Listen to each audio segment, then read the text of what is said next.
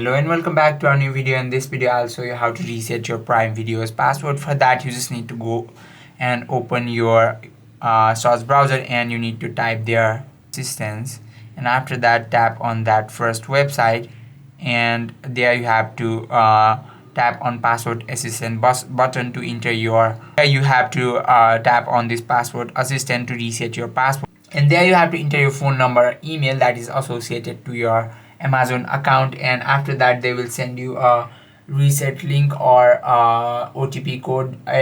If it is OTP code, just enter it here, and if it is reset code, tap on, and if it is reset link, tap on that link, and it will take you to another website. There you can create a strong new password, and that is how you can reset your Amazon Prime Videos password. I hope this video helped you out. If you have any questions or queries, just let us know in the comment section. Thank you for watching.